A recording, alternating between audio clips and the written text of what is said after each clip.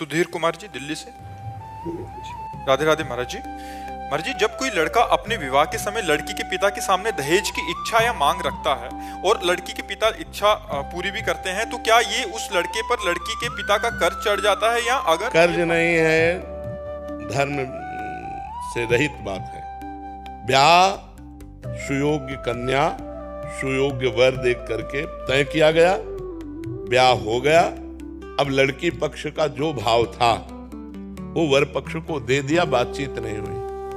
कहीं भी हमें शास्त्र में नहीं लिखा मिला कि उन्होंने हमसे कहा कि हम इतना इतना इतना देंगे। वो कन्या दी, उसके साथ जो उनका भाव रहा, वो चाहे 1000 सोने के रथ, 1000 हाथी, ये वो दे दिए।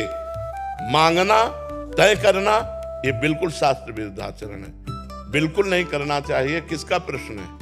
हाँ, बिल्कुल नहीं करना चाहिए। ना तो लड़के पक्ष को ये बात रखनी चाहिए, लड़के पक्ष को बात रखनी चाहिए तुम्हारी लड़की हमारे लड़के के सुयोग्य वर, ये काफी है। अब आपका जो मनावे सो दे देना, हम उसकी आकांक्षा नहीं रखते। लड़की पक्ष को चाहिए कि जैसे पुत्रों को विभाजित संपत्ति किया, ऐसे कन्या का भी हिस्सा लगा करके उसके साथ दे देना चाहिए, बिना मांगे दे देना चाहिए। मांगना ये दहेज के अंतर्गत आता। दहेज प्रथा ये हमारे संस्कारों को, हमारे धर्म को ये मिटिया मेट कर रही है। लड़की हुई, सुनते ही उसका पिता जल जाता है। लड़की हुई क्यों? क्योंकि अब दहेज देना पड़ेगा। दहेज में लोग ऐसे मांग रहे हैं कि पूछो मत। वो किसी तरह कमा खा करके जी रहा है और वो लाखों का पर्चा बना देते, तो इससे तो लोग गर्भ में लड़की पात करवा देते। अगर देखा या गर्भ हुआ, लड़की हुई, तो इन प्रकार वो नष्ट करना चाहते हैं। ये दहेज प्रथा ही तो ऐसे आचरणों को प्रेरित करती है। और तुम अपनी कमाई से नहीं तृप्त होगे, वो लड़की दे, केवल लिंग परिवर्तन से ही तुम महान हो गए क्या? वो भी तो एक शरीर आ रहा है तुम्हारे पास, और तुम भी एक शरीरधारी हो। तुम पुरुष लिंग हो, केवल इसलिए तुम महान हो गए। वो स्त्री लिंग है तो वो लघु हो गई क्या? विचार करके देखो। तुम केवल पुरुष लिंग हो, बस इसी यही बात तो है। वो स्त्री लिंग है, केवल यही बात। वो तुम्हारे घर आ रही है। ब्याह का तो मतलब है कि जो पान फूल बने वो हम आपके चरणों में समर्पित करते हैं, अपनी बेटी समर्पित करते हैं। आप आनंद से गले लगा करके उनको विदा किया, ये बात रही। और ये दहेज प्रथा जब तक रहेगी हमारे समाज में कलंक है, कैंसर है। ये जो लड़कियों के अस्तित्व को मिटाने वाली है, जो लड़की के प्रति हे भाव पैदा करने वाली। और ये लोग नहीं समझते कि आज हमारे राष्ट्र की प्रथम पुरुष राष्ट्रपति लड़की ही है।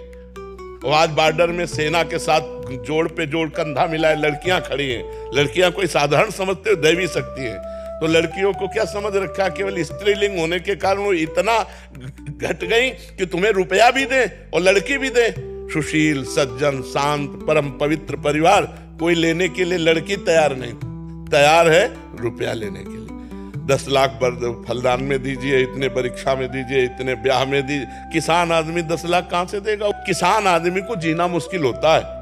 उसकी सिंचाई, उसकी मल, बहुत कोई 100-200 बीघा का जमींदार हो तो बात अलग है। 10-10 बीघा जमीन है, उसी से पूरे परिवार का पोषण होता है। कुछ चंद रुपए बचे, वो स्कूल आदि की पढ़ाई, कपड़ा लत्ता, इसमें खर्चा होता है। अरे बड़े खर्चा गृहस्थी में होते हैं। तो ब्याह का मतलब खूब बढ़िया खवा पिया दिया, जो रूखा सूखा है वो तुम्हें दे दिया, और बिटिया लो और कमाओ खाओ जाके।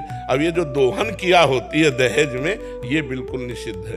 हमें लगता है न देना चाहिए और न लेना चाहिए, दोनों के विरुद्ध में बात रखनी चाहिए। न देना चाहिए न लेना चाहिए। आप जी के आशीर्वाद से हमारे पास चारों तरफ इतनी लड़कियां हैं जी। 1000 लड़कों पीछे 1100-1200 लड़कियां हैं। तो मेरी माता जी कहते हैं, बोले जितनी लड़कियां होगी उतने डीजे हमारे ज्यादा बजेंगे। बिल्कुल बिल्कुल बिल्कुल